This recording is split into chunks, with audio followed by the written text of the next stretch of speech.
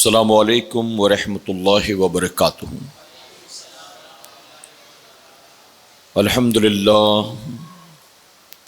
للہ رب العالمین والعاقبۃ للمتقین والصلاة والسلام علی سید الانبیاء والمرسلین اما بعد فاعوذ باللہ من الشیطان الرجیم بسم اللہ الرحمن الرحیم الا ان اولیاء اللہ لا خوف علیہم ولا هم یحزنون صدق اللہ مولانا العلی العظیم۔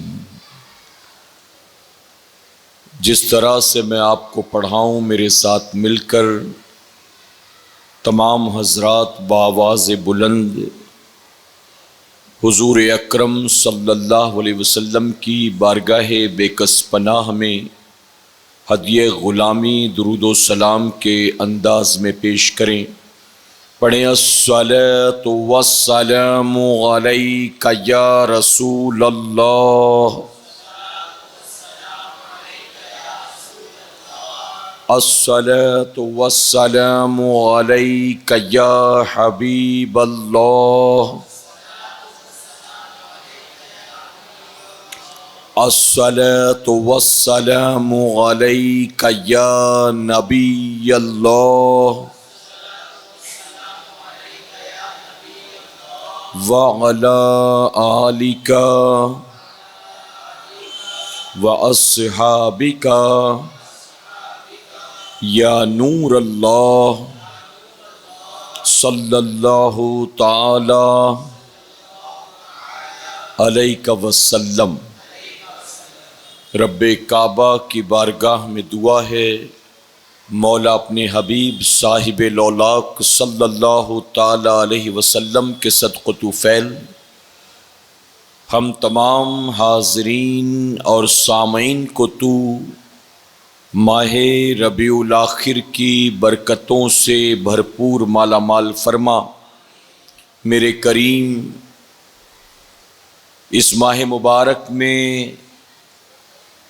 جو لوگ بھی سیدنا سرکار غوث اعظم کو یاد کرتے ہیں، ان کی بارگاہ میں خراج عقیدت پیش کرتے ہیں، انہیں دنیا اور آخرت دونوں جہاں میں اس کا بہتر اجر عطا فرما، اور ہماری قیامت تک آنے والی تمام نسلوں کی گردن میں بھی سیدنا سرکار غوث اعظم کی غلامی کا پٹا ڈال دے۔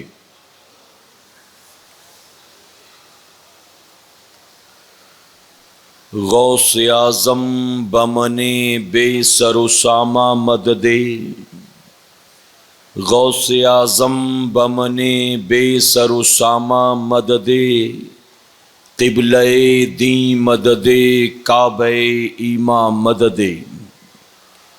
ہمارے دین کی حقانیت کے یہ دونوں شاہد ہیں، ہمارے دین کی حقانیت کے یہ دونوں شاہد ہیں، معین الدین اجمیری محی الدین جیلانی۔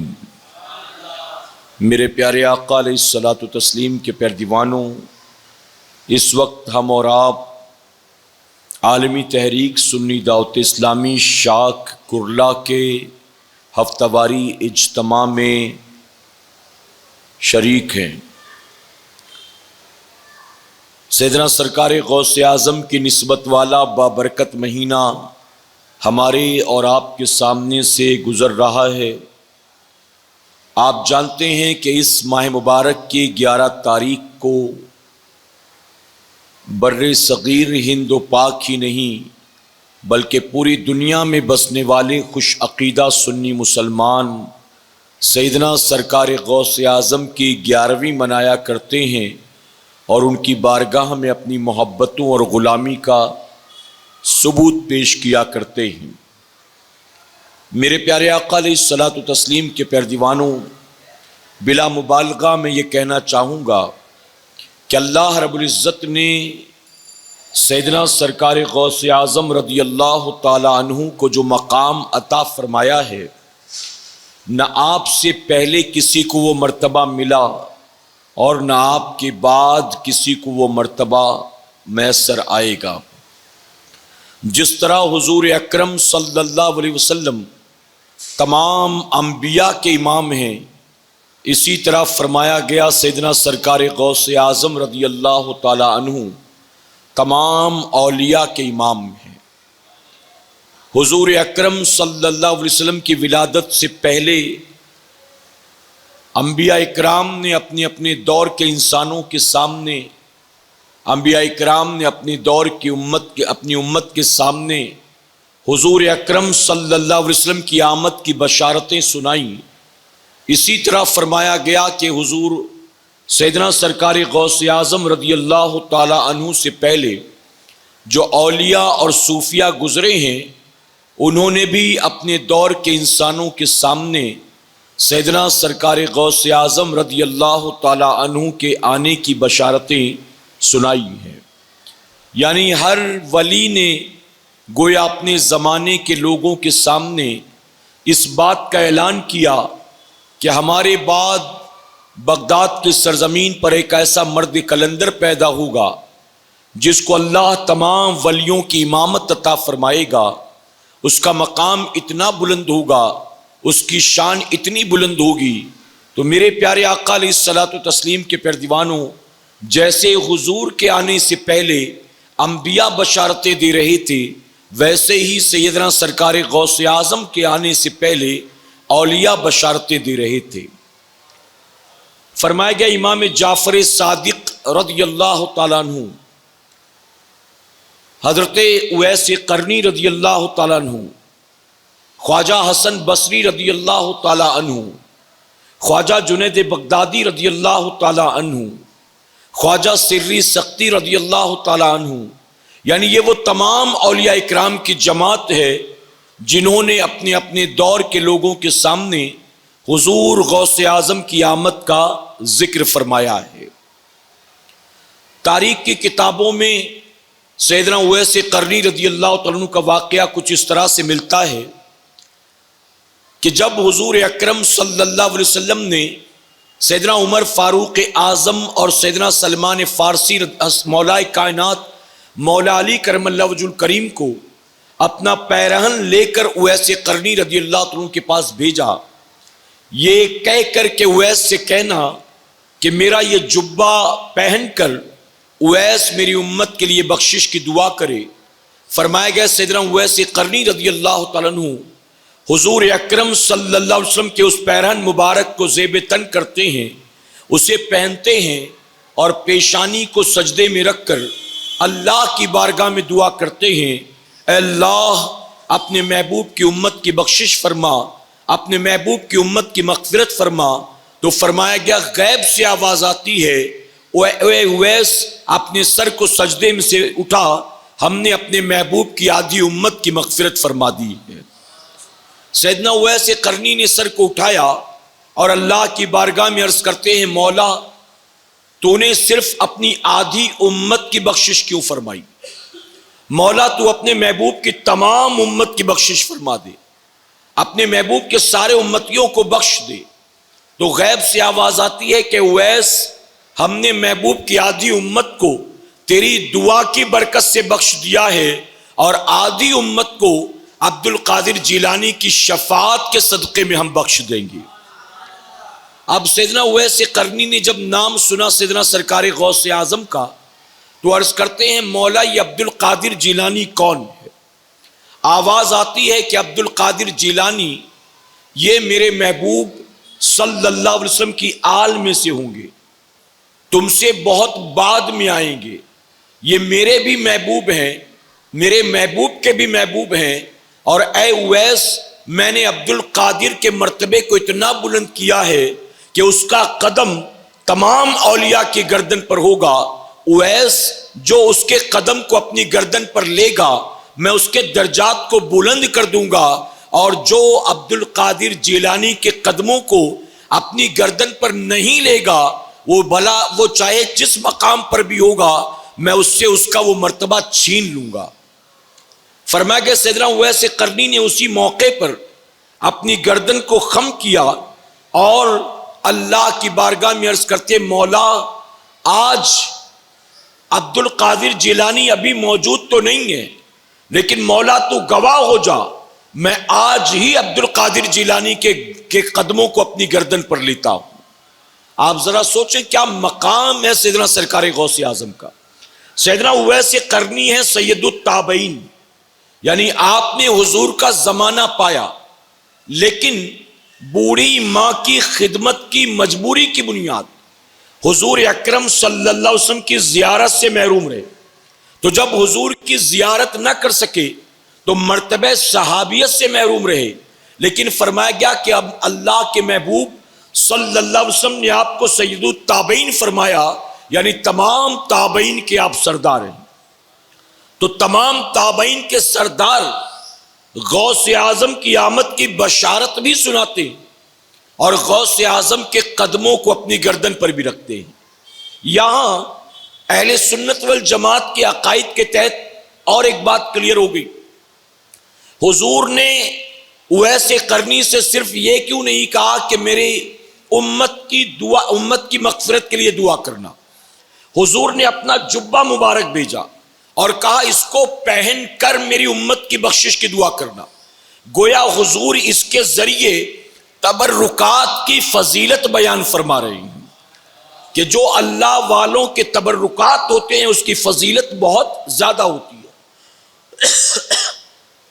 اور یہ بھی کلیئر ہوا کہ حضور نے یہ فرما دیا، گویا بتا دیا کہ اللہ کے ولیوں کے تبرکات کے وسیلے سے اگر دعا کی جائے تو اللہ دعا کو رد نہیں فرماتا ہے۔ اور ایک بات اور معلوم ہوئی کہ اللہ والوں سے دعا کی درخواست کرنا یہ آج کے بریلویوں کا طریقہ نہیں ہے، بلکہ نیکوں سے دعا کی درخواست کرنا یہ خود میرے آقا کی سنت مبارکہ ہے۔ ورنہ بتائیے کیا اویس قرنی کی دعا میرے نبی کی دعا سے بڑھ کر ہو سکتی ہے؟ میرے نبی کے اپنی امت کے لیے دعا کرنے کو کافی نہیں ہے، پھر آقا نے اویس قرنی سے دعا کیوں کروائی؟ پتہ چلا حضور یہ تعلیم دینا چاہتے تھے، تبرکات کی فضیلت بھی، تبرکات کا وسیلہ بھی، اور ساتھ ہی یہ بھی اللہ والوں سے دعائیں کروایا کرو کہ اللہ والوں سے تمہارا نبی بھی دعائیں کرواتا تھا۔ اور جو سب سے اہم چیز وہ یہ کہ سیدنا اویس قرنی خود غوث اعظم کی آمد کی بشارت سنا رہے ہیں۔ آئیے امام جعفر صادق کو دیکھیں۔ امام جعفر صادق کون ہے؟ میدان کربلا میں جو اہل بیت کی آخری چشم و چراغ باقی رہ گئے، امام زین العابدین۔ امام زین العابدین کے بیٹے ہیں امام باقر، ان کے بیٹے ہیں امام جعفر صادق۔ امام جعفر صادق فرماتے ہیں 140 ہجری 11 رجب المرجب کی رات ہے، میں اپنے کمرے میں بیٹھا معمول کے مطابق قرآن کی تلاوت کر رہا تھا، لیکن قرآن کی تلاوت میں نہ دل لگ رہا تھا اور نہ میں قرآن کی تلاوت کر پا رہا تھا، بلکہ نیند کا غلبہ تھا۔ فرماتے نیند کو بہت جھٹکنے کی کوشش کی لیکن نیند کا غلبہ تھا۔ میں نے یہاں تک کہ قرآن شریف کو بند کیا اور میں نے اپنے دل کی طرف نظر ڈالی۔ جب دل کی طرف نظر ڈالی تو آواز آئی، کشف کی کیفیت میں آواز آئی کہ اے جعفر صادق قرآن کو بند کر دے اور کچھ دیر آرام کر لے، اللہ تبارک و تعالیٰ تجھ پر کچھ حالات ظاہر کرنا چاہتا ہے۔ آپ فرماتے میں نے قرآن کو بند کیا اور میں لیٹ کر سو گیا۔ میں نے جیسے ہی میری آنکھ لگی میں نے ایک خوبصورت باغ دیکھا، اس باغ میں چاروں طرف ہریالی تھی، پھول کھلے ہوئے تھے۔ کہتے میں نے اس باغ میں سیدنا انس بن مالک رضی اللہ عنہ کو دیکھا۔ حضرت انس بن مالک رضی اللہ عنہ جو صحابی رسول ہیں، آ کر جناب جعفر صادق سے کہتے ہیں کہ چلو تمہیں امام الانبیاء بلا رہی ہیں اور بہت دیر سے وہ تمہارا انتظار کر رہے ہیں۔ امام جعفر صادق رضی اللہ عنہ فرماتے ہیں کہ میں جناب انس بن مالک کے ساتھ چل پڑا۔ ایک میدان تھا، اس میدان کے اندر ایک خیمہ لگا ہوا تھا۔ خیمے کے اندر جب ہم داخل ہوئے تو ہم نے دیکھا کہ خیمے میں حضور اکرم صلی اللہ علیہ وسلم جلوہ افروز ہیں اور میرے آقا نے مجھے دیکھتے ہی کہا اے جعفر صادق میں کب سے تیرا انتظار کر رہا ہوں، آپ میرے قریب آ۔ آپ فرماتے ہیں میں قریب گیا تو قریب جانے کے بعد میں نے دیکھا حضور اکرم صلی اللہ علیہ وسلم کی دونوں زانوں پر یعنی دائیں اور بائیں گود میں دو نورانی چہرے والے تشریف فرما ہیں۔ کہتے ہیں کہ ایک کا رنگ جو تھا وہ ہیرے کی طرح چمک رہا تھا، ایک کا رنگ جو تھا ہیرے کی طرح چمک رہا تھا، اور جو بائیں زانوں پر بیٹھا تھا وہ یاقوت کی طرح سرخ نظر آ رہا تھا۔ کہتے ہیں کہ ان دونوں کو میں نے دیکھا، عرض کی آقا یہ کون ہے؟ تو میرے آقا نے تعارف کروایا کہ اے جعفر صادق یہ میرا بیٹا ہے، یہ تیری آل میں پیدا ہونے والا ہے، تیری اولاد میں پیدا ہونے والا ہے، اس کا نام عبد القادر جیلانی ہوگا، اور اے جعفر صادق یہ جمال والا ہوگا، یہ اپنے جمال سے لوگوں کو دین کے قریب کرے گا، لوگوں کو مسلمان بنائے گا، اور جو مقام اللہ نے مجھے نبیوں میں عطا فرمایا ہے وہی مقام اللہ اس کو ولیوں میں عطا فرمائے گا۔ پھر فرماتے میں نے بائیں جانب توجہ کی کہ آقا یہ کون ہے؟ تو میرے آقا فرماتے ہیں اس کا نام علی احمد صابری ہوگا، علی احمد صابر ہوگا، اور یہ جلال والا ہوگا، یہ غصے والا ہوگا، یہ اللہ کے دشمنوں کو اللہ کے مقابلے برداشت نہیں کرے گا، اور یہ عمر بھر اللہ کے دشمنوں کا مقابلہ کرے گا، یہ بھی میری آل میں ہوگا۔ یعنی ایک زانو پر میرے آقا کے غوث اعظم تشریف فرما تھے، اور دوسرے زانو پر میرے آقا کے صابر پاک جلوہ فروز تھے۔ میرے پیارے آقا کے پیارے دیوانوں پھر فرماتے ہیں کہ میری آنکھ کھل گئی، میری آنکھ کھل گئی۔ اسی طرح خواجہ جنید بغدادی رضی اللہ عنہ آپ روایت کرتے ہیں، آپ غوث اعظم سے 200 سال پہلے کے بزرگ ہیں جو بغداد میں گزرے ہیں، 200 سال پہلے۔ فرماتے ہیں ایک رات اپنے مریدوں کے ساتھ ذکر کا حلقہ لیے بیٹھے تھے، ذکر کے حلقے میں اللہ اللہ کا ذکر کر رہے تھے، تکرار کر رہے تھے۔ اچانک اللہ کا ذکر کرتے کرتے خواجہ جنید بغدادی رضی اللہ عنہ نے اپنے سر کو زمین پر رکھ دیا، مراقبے میں چلے گئے، اور بے ساختہ پکار اٹھے میری گردن پر، میرے سر پر، میری گردن پر، میرے سر پر۔ مریدوں کو بڑا تعجب ہوا کہ ہم جو ذکر کرتے ہیں اس ذکر میں لا الہ الا اللہ پڑھتے ہیں، اللہ اللہ کا ورد کرتے ہیں، اللہ کی ضرب دل پر لگاتے ہیں، یہ ہمارے پیر و مرشد کیا تکرار کرنے لگے، یہ کیا کہنے لگے؟ فرمایا کہ جب مراقبے سے واپس آئے تو لوگوں نے پوچھا کہ حضور بات کیا ہے، آپ یہ کیا کہہ رہے تھے؟ تو خواجہ جنید بغدادی رضی اللہ عنہ فرماتے ہیں کہ سنو، اسی بغداد شریف کی سرزمین پر کل ہمارے بعد ایک ایسا ولی کامل پیدا ہوگا، ایک ایسا کلندر پیدا ہوگا کہ جو جمعہ کے دن خطبہ دینے کے لیے بغداد کے منبر پر کھڑا ہوگا، اور کھڑے ہو کر اعلان کرے گا کہ میرا قدم تمام ولیوں کی گردن پر ہے، تو آج ہی میں نے اس کے قدموں کو اپنی گردن پر لے لیا ہے، اپنی گردن پر۔ یہ شان ہے سیدنا سرکار غوث اعظم کی کہ جیسے میرے آقا کی آمد سے پہلے انبیاء اپنی امت کو بشارت دے رہے تھے حضور آنے والے آنے والے ہیں، آنے والے ہیں، ویسے ہی حضور غوث اعظم کے آمد سے پیشتر اولیاء اکرام اپنے اپنے دور کے انسانوں کو غوث اعظم کی آمد کی خبر بھی دے رہی ہیں، اور ان کا منصب و مقام بھی بیان فرما رہی ہیں۔ میرے پیارے آقا کے پیارے دیوانوں، سیدنا سرکار غوث اعظم رضی اللہ عنہ آپ حسنی حسینی سید ہیں، یعنی والد کی طرف سے جا کر امام حسن سے ملتے ہیں، اور والدہ کی جانب سے، والدہ کا نام ہے فاطمہ ام الخیر، والدہ کی جانب سے جا کر امام حسین سے ملتے ہیں۔ آپ کے والد کا نام ہے ابو صالح موسیٰ جنگی دوست رحمت اللہ علیہ، ان کی نسبت سے جا کر آپ امام حسن سے ملتے ہیں، یعنی آپ نجب الطرفین ہیں، دونوں طرف سے آپ سید ہیں۔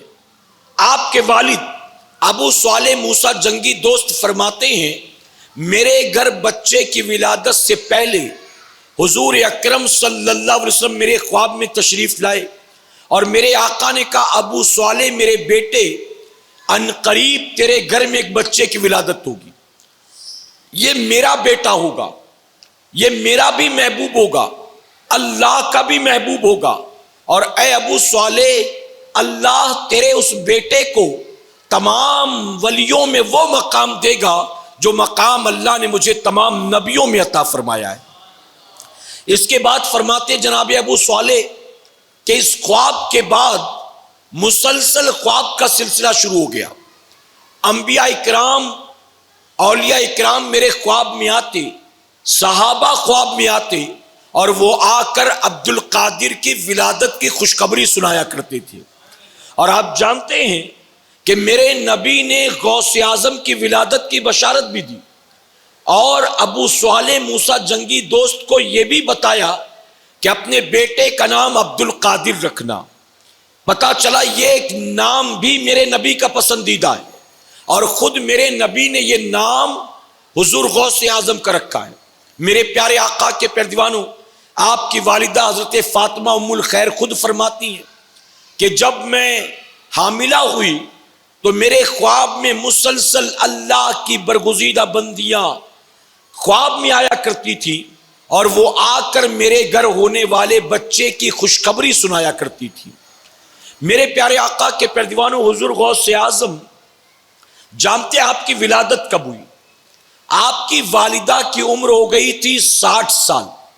اب آپ سوچیں کہ 60 سال میں تو ایک عورت کے ماں بننے کی ساری امیدیں ختم ہو جاتی ہیں، یعنی 60 سال میں کون سی عورت کہاں ماں بنتی ہے؟ تو جس عمر میں ایک عورت کی ساری امیدیں ختم ہوتی ہیں، اس عمر میں غوث اعظم پیدا ہوئے۔ علماء فرماتے ہیں یہ بھی غوث اعظم کی کرامت ہے کہ آپ کی والدہ 60 سال کی ہو گئی تو اللہ نے آپ کو غوث اعظم جیسا بیٹا عطا فرمایا ہے، یہ بھی آپ کی کرامت۔ اور میرے پیارے آقا کے پیارے دیوانوں، جس رات غوث اعظم پیدا ہوئے رمضان المبارک کی پہلی تاریخ تھی، فرمایا کہ جس رات غوث اعظم کی ولادت ہوئی ہے پورے بغداد میں تقریباً 1100 بچے پیدا ہوئے ہیں۔ کتنے بچے؟ 1100۔ اور ان 1100 بچوں میں بغداد میں جو 1100 بچے پیدا ہوئے ان میں ایک کے گھر بھی بیٹی پیدا نہیں ہوئی، بلکہ اللہ نے سب کو غوث اعظم کے قدموں کی برکت سے بیٹے ہی عطا فرمائے ہیں، بیٹے۔ میرے پیارے آقا علیہ الصلوۃ والتسلیم کے پیارے دیوانوں، تو سیدنا سرکار غوث اعظم فرمائے کہ 1 رمضان المبارک کی تاریخ کو آپ کی ولادت ہوئی۔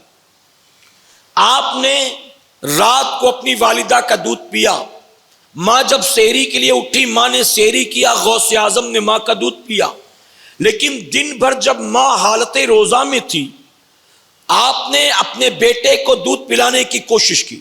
اب دیکھیں میں شیر خوارگی کی پوری عمر کی بات کر رہا ہوں، ورنہ غوث اعظم کی ولادت کے بعد تو ان کی والدہ پر اس سال روزہ معاف ہوگا۔ آپ کی والدہ روایت کرتی ہے کہ عالم شیر خوارگی میں ہمیشہ میرے بیٹے کا یہی حال تھا۔ ایک بچہ آپ جانتے کتنے سال دودھ پیتا ہے؟ 2 سال۔ کتنے؟ لڑکا ہو چاہے لڑکی ہو، دودھ پلانے کی عمر 2 سال ہے۔ تو اب پیدا ہوئے 1 رمضان شریف کو، اب اگلی رمضان شریف آئی تو 1 سال کے ہو گئے ہوں گے، اس کے بعد دوسری رمضان شریف آئی تو 2 سال کے ہو گئے ہوں گے۔ تو عالم شیر خوارگی میں آپ کی والدہ کہتی کہ رات کو تو میرا بیٹا دودھ پیتا، سحری کے وقت میں سحری کرتی میرا بیٹا دودھ پیتا، لیکن دن میں جب میں اس کو دودھ پلانے کی کوشش کرتی تو میرا بیٹا دودھ نہیں پیتا تھا۔ 1 دن 2 دن 3 دن 4 دن، جب کئی دنوں تک معاملات یہی تھے، آخر کار آپ کی والدہ کو یہ احساس ہوا کہ میرا بیٹا دن میں دودھ اس لیے نہیں پیتا ہے چونکہ سارے لوگ روزہ رکھتے ہیں، میرا بیٹا دودھ نہ پی کر گویا روزہ رکھ رہا ہے، روزہ۔ تو آپ سوچیں کہ ابھی پیدا ہوئے ہیں، روزہ فرض کب ہوتا ہے؟ جب بندہ عاقل و بالغ ہو۔ غوث اعظم پیدا ہو کر پہلی تاریخ سے ہی روزہ رکھ رہے ہیں۔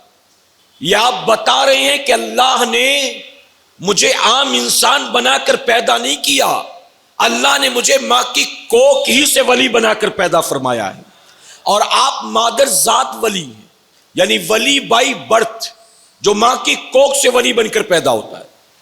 تاریخ میں بہت سے اولیاء گزرے جو ماں کی کوکھ سے ولی بن کر پیدا ہوئے، لیکن اگر ان کی سوانح اٹھا کر سیرت اٹھا کر دیکھو تو پتہ چلے گا کہ ایسے بچے انہی کے گھر میں پیدا ہوئے جہاں ماں باپ خود بھی نیک ہوا کرتے تھے. جہاں ماں باپ نیک نہ ہو، اخلاق اچھا نہ ہو، کردار اچھا نہ ہو، شریعت و سنت کے عامل نہ ہو، وہاں ایسے بچے پیدا نہیں ہوتے ہیں. سیدنا سرکار غوث اعظم ماں کی کوکھ سے ولی بن کر پیدا ہوئے. حضور غوث اعظم، ایک مرتبہ آپ کی خادمہ نے آپ سے سوال کیا، بہت توجہ سے سنیں. جب آپ جوان ہو گئے، آپ کی ولایت کے ڈنکے بجنے لگے، تو آپ کی جو بچپن سے خادمہ تھی، اس خادمہ نے آپ سے پوچھا کہ بیٹا عبد القادر، جب بچپن میں تم بچوں کے ساتھ کھیلتے تھے، اب ایک بات اور سمجھ لیں، حضور غوث اعظم کھیلتے نہیں تھے. اس کی وجہ کہ بچپنے میں جب آپ کے اڑوس پڑوس کے بچوں نے آپ کو کھیلنے کی دعوت دی اور آپ نے ان کے ساتھ کھیلنے کی کچھ کوشش کی، تو ہمیشہ غیب سے آواز آتی تھی، عبد القادر، ہم نے تجھے کھیلنے کودنے کے لیے پیدا نہیں کیا ہے. یعنی تو اس لیے پیدا نہیں کیا گیا، تیرا تو کچھ اور کام ہے، تیری پیدائش کا مقصد تو کچھ اور ہے. تو آپ کی وہ خادمہ کہتی ہے کہ جب آپ بچوں کے ساتھ کھیلتے، ابھی کبھی اتفاق ہوا ہوگا، تو جب بچے ہائیڈ اینڈ سیک کھیلتے تھے، لکا چھپی کھیلتے تھے، تو بیٹا عبد القادر، بچے جہاں بھی جا کر چھپتے تھے تم سب کو ڈھونڈ لیتے تھے، لیکن جب تم چھپتے تھے تو تمہیں کوئی نہیں ڈھونڈ پاتا تھا. آخر مجھے یہ راز بتا دو کہ تم کہاں چھپتے تھے. تو غوث اعظم مسکرا کر فرماتے کہ مائی، میں بتا دوں کہ میں کہاں چھپتا تھا. خادمہ نے کہا ہاں ضرور بتائیں. غوث اعظم فرماتے میں زمین پر نہیں چھپتا تھا، میں تو چاند میں جا کر چھپ جایا کرتا تھا، میں چاند میں چھپ جاتا تھا. خادمہ کو بڑا تعجب ہوا، یہ کوئی بات ہوئی؟ چاند میں جا کر چھپ جاتے تھے، یہ کوئی بات ہوئی؟ کیسے ممکن ہے؟ تو خادمہ نے کہا کہ اچھا چاند میں چھپ جاتے تھے، کیا ابھی بھی چاند میں چھپ سکتے ہو؟ یعنی اس نے چاہا کہ میں دیکھ لوں تاکہ یقین ہو جائے. کہا ابھی بھی چاند میں چھپ سکتے ہو؟ غوث اعظم فرماتے وہ تو بچپنا تھا کہ میں چاند میں چھپا کرتا تھا، اب میں چاند میں نہیں چھپتا، میرے اندر ہزاروں چاند چھپا کرتے ہیں. اب میرے اندر ہزاروں چاند چھپتے. ذرا سوچئے، یہ غوث اعظم کی شان ہے. تبھی تو میرے آقا فرماتے، تبھی تو غوث اعظم فرماتے، میں جب تک نئے مہینے کا چاند مجھ سے اجازت نہ لے لے تب تک وہ نکلتا نہیں ہے. یعنی چاند آ کر پوچھتا ہے 29 پہ نکلوں کہ 30 پہ نکلوں، آپ کہیں تو ابھی نکل جاؤں یا کل نکلوں. یہ غوث اعظم کی شان ہے. میرے پیارے آقا کے پیارے دیوانوں، سیدنا سرکار غوث اعظم فرماتے ہر آنے والا نیا مہینہ سب سے پہلے میرے پاس آتا، اجازت لیتا، اور پورے مہینے میں کیا کچھ ہونے والا ہے، حالات کیسے ہوں گے، معاملات کیسے ہوں گے، بیان کرتا، اس کے بعد نکلا کرتا تھا. یہ شان ہے سیدنا سرکار غوث اعظم کی. میرے پیارے آقا کے پیارے دیوانوں، حضور غوث اعظم نے ایک مرتبہ اپنی والدہ سے کہا کہ امی جان، مجھ سے غلطی ہو گئی تھی بچپن میں، مجھے معاف فرما دے. ماں نے کہا بیٹا کس بات کی معافی مانگتا ہے؟ آپ نے فرمایا کہ پہلے معاف کر دے تو میں بتاؤں. غوث اعظم کی والدہ نے کہا بیٹا تو نے کبھی میرا دل دکھایا نہیں، میری نافرمانی کی نہیں، میں نے تجھے کبھی ڈانٹا مارا نہیں، آج کس غلطی کی معافی مانگتا ہے؟ مجھے تو نہیں لگتا کہ تو نے کبھی کوئی غلطی کی. آپ عرض کرتے ہیں کہ امی جان مجھے معاف کر دے پھر میں بتاؤں گا غلطی کیا. باپ نے کہا ٹھیک ہے، نہیں مانتا تو ٹھیک ہے، میں معاف کرتی ہوں، اب بتا کہ تو نے کیا غلطی کی. غوث اعظم عرض کرتے ہیں کہ امی جان، جب میں آپ کے شکم میں تھا، آپ کمرے میں بیٹھی تھی اور کمرے میں اندھیرا تھا، دروازے پر کسی سائل نے سوال کیا، دستک دی، آپ سائل کے سوال کو پورا کرنے کے لیے اٹھی. ان قریب تھا کہ آپ دروازے کی کنڈی کھولتی اور اس سائل کے سوال کو پورا کرتی. اچانک میں نے دیکھا کہ کنڈی کی طرف آپ کے ہاتھ بڑھ رہے ہیں اور اس کنڈی سے ایک سانپ لپٹ کر بیٹھا ہوا ہے. اندھیرا کمرے میں تھا, آپ کو وہ سانپ نظر نہیں آ رہا تھا, میں نے وہ سانپ دیکھ لیا. اب جانتی ہیں آپ کو سانپ کے ڈنگ سے بچانے کے لیے اچانک میں نے آپ کے شکم میں کروٹ لی, میں نے اچانک کروٹ لی, میرا کروٹ لینا تھا, آپ کو درد پیدا ہوا اور آپ جو ہاتھ بڑھا چکی تھی, آپ نے ہاتھ کو پیچھے کیا, اپنے پیٹ کو پکڑا اور نیچے بیٹھ گئی. امی جو میں نے اس وقت کروٹ لی تھی, آپ کو تکلیف ہوئی تھی, وہ تکلیف دینے کے لیے نہیں تھا بلکہ سانپ کے ڈنگ سے آپ کو بچانے کے لیے تھا. میں اسی درد پر آپ سے معافی مانگتا ہوں. اے سرکار مدینہ کے پیارے دیوانوں, ذرا سوچو, سانپ کے ڈنگ سے اپنی ماں کو بچانے کے لیے غوث اعظم شکم میں کروٹ لے تو اس پر بھی معافی مانگتے ہیں, اور ہم اور آپ اپنے ماں باپ کا ہزاروں مرتبہ دل دکھاتے ہیں اور کبھی معافی مانگنے کا خیال بھی نہیں آتا ہے. ایک بات اور سن لیں, غوث اعظم کہاں تھے اس وقت؟ ماں کے شکم میں, ماں کے شکم میں.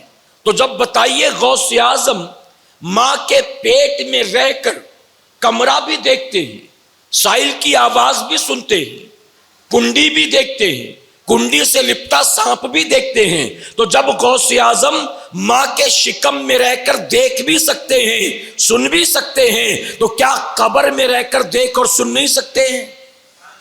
جی دیکھ اور سن سکتے ہیں نا.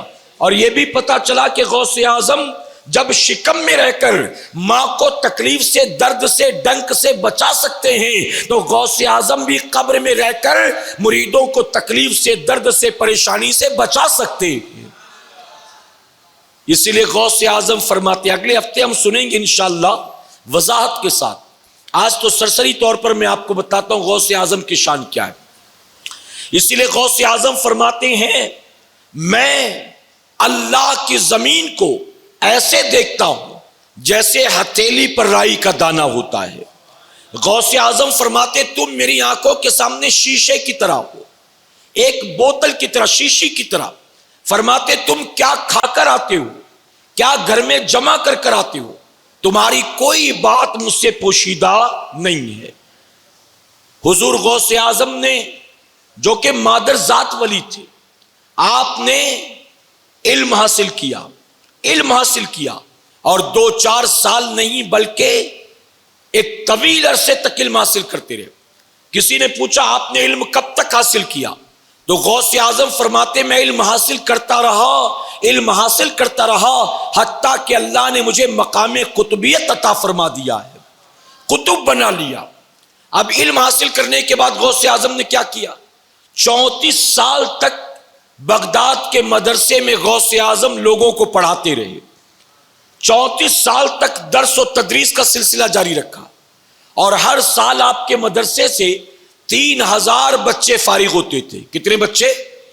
فرمایا کہ تقریباً 1 لاکھ اسٹوڈنٹس ایسے ہیں, 1 لاکھ شاگرد ایسے ہیں جنہیں براہ راست خود غوث اعظم نے پڑھایا ہے. غوث اعظم نے, معلوم ہوا غوث اعظم گویا یہ بتانا چاہتے تم کتنے بڑے مقام پر کیوں نہ پہنچ جاؤ, ارے ماں کی کوکھ سے ولی بن کر کیوں نہ پیدا ہو جاؤ, لیکن پھر بھی تمہارے لیے علم سیکھنا بہت ضروری ہے. علم. غوث اعظم نے قرآن سیکھا, حدیث سیکھا, فقہ سیکھا, اصول قرآن سیکھا, اصول حدیث سیکھا, تفسیر سیکھی. اے سرکار مدینہ کے پیارے دیوانوں, جب غوث اعظم ماں کی کوکھ سے ولی بن کر پیدا ہوئے اور طویل عرصے تک علم حاصل کیا, تو ہمارے لیے بھی ضروری ہے ہم اور آپ بھی حصول علم کے لیے جد و جہد کیا کریں, کہ انشاءاللہ کوشش کیا کریں. اور غوث اعظم نے درس و تدریس کا سلسلہ جاری رکھا. میرے پیارے آقا علیہ الصلوۃ والتسلیم کے پیارے دیوانوں, سیدنا سرکار غوث اعظم رضی اللہ عنہ, آپ نے ایک پیر کے ہاتھ پر بیعت کی, اور اس کے علاوہ جتنے بھی بزرگ تھے آپ نے کئی بزرگوں سے بیعت فرمائی ایز اے طالب. یعنی پیر مرید تھے ایک کے, لیکن طالب کئی لوگوں کے بنے.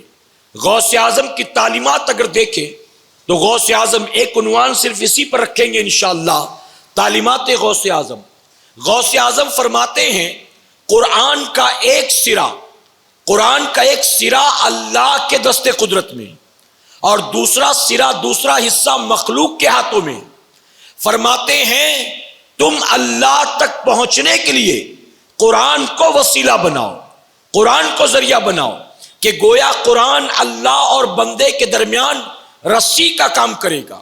اسی طرح غوث اعظم فرماتے ہیں جب تم سرمایہ داروں کے پاس جاؤ، دولت مندوں کے پاس، تو فرماتے ان کے سامنے رعب کے ساتھ جایا کرو، ان کے سامنے وقار کے ساتھ جایا کرو، یعنی گر کر نہیں، ناک رگڑ کر نہیں، یہ نہیں کہ تو بڑا پیسے والا ہے میں تو گرا پڑا آدمی نہیں. فرماتے جب کسی دولت مند کے پاس جاؤ تو وقار کے ساتھ، رعب کے ساتھ جایا کرو، اور جب کسی غریب کے پاس جایا کرو تو جھک کر جایا کرو، اس کے سامنے بچ جایا کرو. یہ غوث اعظم کی تعلیمات ہے.